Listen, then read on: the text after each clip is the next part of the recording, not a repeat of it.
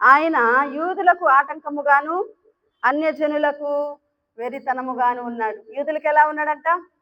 ఒక ఆటంకంగా ఉన్నాడంట. అదేంటది? యూదులకు ఆటంకంగా ఉన్నాడంట. యూదులంటే ఎవరు? దేవుని ప్రజలు. దేవుని ప్రజలకే ఆయన ఆటంకంగా ఉన్నాడు. నువ్వు పక్కకుండు ప్రభు అంటున్నారు. మేము ఇంకో క్రీస్తుని తెచ్చిపెట్టుకుంటాం. నువ్వు ఇక్కడ కూర్చో, లేకపోతే నువ్వు మా చర్చిలోకి రావద్దు. దేవుని ప్రజలు ఏమంటున్నారు ప్రభువుని? ఆటంకంగా భావిస్తున్నారు.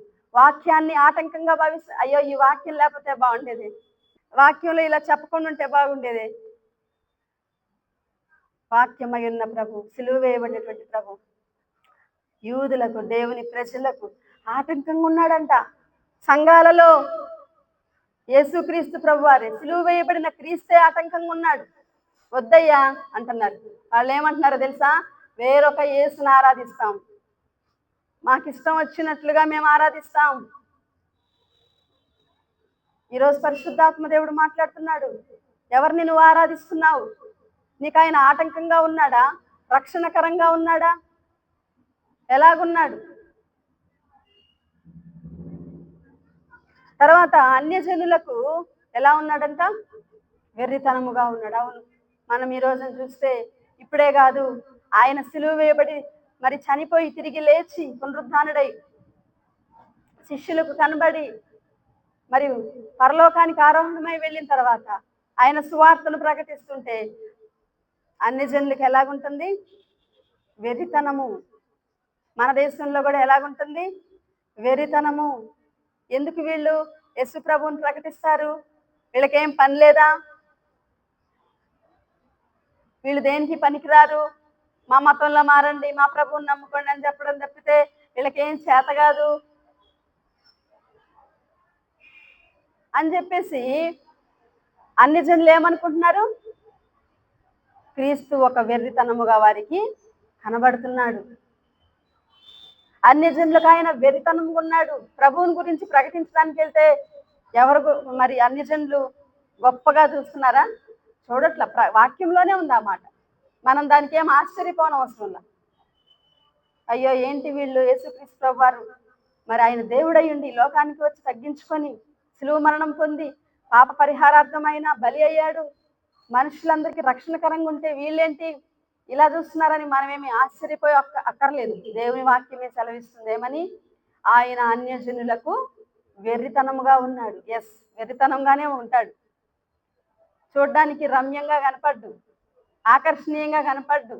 యెషయా గ్రంథంలో రాయబడింది ఒక మాట, 52వ అధ్యాయంలో ఏమనంటే, మనం అతన్ని చూసి అపేక్షించున్నట్లుగా ఆయనకు స్వరూపం లేదు, సొగసు లేదు. ఆయన అట్రాక్టివ్గా ఉండడు. కానీ సత్యాన్ని ఎవరైతే ఇష్టపడతారో, సత్యాన్ని ఎవరైతే మరి అన్వేషిస్తారో, సత్యం కొరకు ఎవరు కృష్ణగొని ఉంటారో వారు మాత్రమే ప్రభువుని తెలుసుకోగలరు. హల్లెలూయా. అందరికి, మనుషులందరికీ ఆయన ఏం ఆకర్షణీయంగా ఉండడు. అన్యజనులకు ఎలాగున్నాడంట? వెర్రితనముగా ఉన్నాడు. పైన మనం చూస్తే 18వ వచనంలో ఒక మాట మనం చూస్తే, సిలువను గూర్చిన వార్త నశించుచున్న వారికి ఎలాగుంది? వెర్రితనంగా ఉన్నది. ఎవరు ప్రభువుని వెర్రితనంగా చూస్తున్నారంటే నశించిపోయే మార్గంలో ఉన్న వాళ్ళంట. నశించిపోయే వారికి వెర్రితనంగా కనిపిస్తున్నాడు. ఎందుకో తెలుసా? అప్పటి వరకు వాళ్ళు ఆ మార్గాన్ని ఇష్టపడి, పాప మార్గాన్నే ఇష్టపడి, పాపంలోనే జీవిస్తూ, లోకంలో జీవిస్తూ, లోకంలో ఉన్న హంగుల కొరకు, లోకంలో ఉన్న వాటి కొరకు పరుగులెత్తుతూ ఉన్న వాళ్ళు నశించిపోతూ ఉంటూ ప్రభువు వారికి ఎలా కనిపిస్తున్నాడు? వెర్రితనంగా కనిపిస్తుంది. నశించిపోయే వారికి వెర్రితనం, కానీ రక్షింపబడుచున్న మనకు దేవుని శక్తి. హల్లెలూయా. యేసుక్రీస్తు ప్రభు వారు ఎవరైతే రక్షింపబడుతున్నారో వాళ్ళకి శక్తి, సువార్త దేవుని యొక్క శక్తి. హల్లెలూయా. ఎవరికి? రక్షింపబడేవారికి. రక్షింపబడేవారికి దేవుని యొక్క శక్తి, కానీ నశించిపోయే వారికి మాత్రం వెరితనం. అంటే వాళ్ళకి వెరితనం కనపడుతుందంటే వాళ్ళు ఎవరు? దేవుడు మరి వెరితనంగా యేసుక్రీస్తు ప్రభు వారు కనపడుతున్నాడు అన్ని జనుల కంటే వాళ్ళు ఎవరు? రక్షింపబడే వాళ్ళు కాదు, నశించుటకు సిద్ధమైన వారు. కాబట్టి మనమేమి ఆశ్చర్యపోక్కర్లేదు. అయ్యో అని గుండెలు బాదుకోనక్కర్లా. ప్రభువారిని ఇలా విమర్శిస్తున్నారు, ఇలా మాట్లాడుతున్నారు. మనమేమి ఆశ్చర్యపోనవసరం లేదు. ఎందుకంటే వారు అన్యజనులకు దేవుడు వెరితనంగా ఉన్నాడు. అన్యజనులకు నశించిపోతున్న వారికి సువార్త వెరితనముగా ఉన్నది. కాబట్టి ఈ రోజున పరిశుద్ధాత్మ దేవుడు అడుగుతున్నాడు, నువ్వెవరిని ఆరాధిస్తున్నావు? రక్షింపబడిన బిడ్డలను అడుగుతున్నాడు. రక్షణ లేని వారిని అడుగుతున్నాడు, నువ్వు రక్షింపబడే వాడివా లేదా నశించడానికి సిద్ధంగా ఉన్నవాడు? నీకు క్రీస్తు ఎలా కనపడుతున్నాడు? నీకు సువార్త ఎలా కనపడుతుంది? వెరితనంగా కనపడుతుందా, లేకపోతే రక్షణకరంగా శక్తిగా కనపడుతుందా? నీకు గనక సువార్త శక్తిగా కనపడుతుందనంటే నువ్వెవరి లిస్టులో ఉన్నావు? ఎవరి లిస్టులో ఉన్నావు? రక్షింపబడే లిస్టులో ఉన్నావు. హల్లెలూయా. నీకు గనక సువార్త వెరితనంగా కనిపిస్తుంటే, క్రీస్తు సిలువ వేయబడిన క్రీస్తు నీకు వెరితనంగా కనిపిస్తుంటే నువ్వు నశించే దారిలో ఉన్నావు. ఒకసారి ఆలోచించుకో. నశించిన దానిని వెతికి రక్షించుటకు యేసు క్రీస్తు ప్రభువారు ఈ లోకానికి వచ్చాడు. హల్లెలూయా. లూకా సువార్త 19వ అధ్యాయంలో మాట రాయబడింది. మరి ఎవరైతే నశించిపోవడానికి సిద్ధంగా ఉన్నారో